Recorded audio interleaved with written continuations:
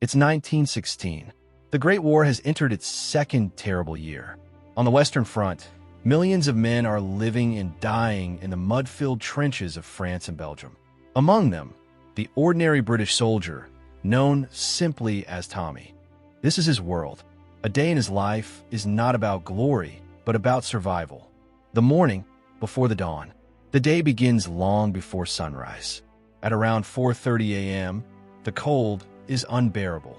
The air smells of mud, sweat, and gunpowder. Every man is awake for the stand-to, a defensive routine where soldiers prepare for an enemy attack at dawn. Tommy rubs his eyes, pulls on his muddy tunic, and reaches for his rifle, a Lee Enfield .303. He checks the bolt, wipes off the moisture, and fixes his bayonet. In the gray light, shadows of men appear along the trench, silent and tense.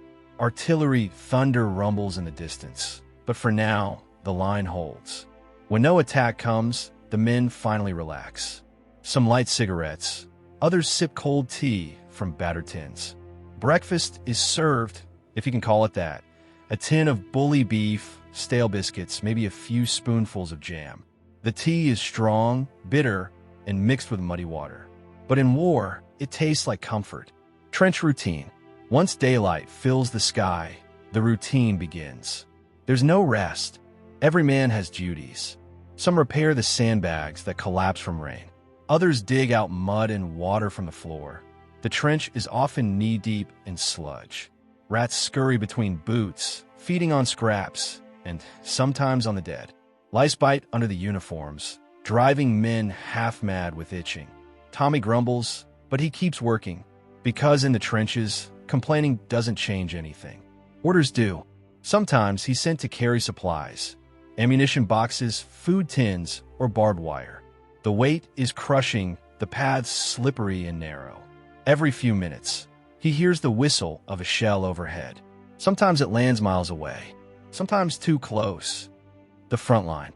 At the front edge of the trench, the men peer through tiny slits called fire steps. Beyond them lies no man's land, a nightmare of mud, craters, and broken wire. The ground is littered with helmets, rifles, and bodies that no one dares to retrieve. Sometimes, the enemy trench is only 100 yards away. You can hear the Germans talking, even coughing, in the still air. Occasionally, a sniper fires a shot, a single crack that reminds everyone death is always watching. Tommy keeps his head down. One mistake, and it's over. Then comes the rum ration. A small sip of rum from a metal cup. The Army's way of calming nerves before the next bombardment. It burns going down, but it's a moment of warmth in a world gone cold. Letters from home. In the afternoon, if things are quiet, the post arrives. Tommy wipes his hands and tears open a letter from home. It's from his mother, or maybe his sweetheart. Words of love, ordinary life, and hope. He reads it over and over again. It reminds him that somewhere far beyond the guns, there's a world still living. He keeps the letter in his breast pocket, a small piece of peace in a place of chaos. The evening, shellfire and fear. As night falls, the real terror begins.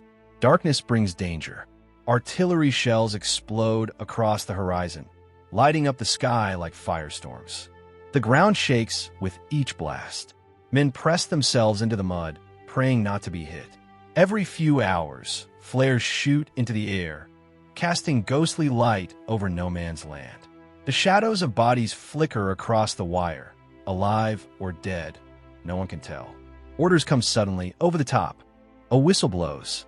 Tommy grips his rifle and climbs the ladder. Bullets scream past. He runs forward into the black unknown, heart pounding louder than the guns. 4 seconds, minutes, no one knows. He fights through the smoke and chaos. Friends fall beside him. Some never rise again. When the attack fails, those who survive crawl back into the trench, soaked in mud and blood. There's no celebration, no speeches, just silence. They sit quietly, counting who's left. The night, rest without rest. Sometime after midnight, the shelling slows. The men lie down in their dugouts, using wet coats as pillows.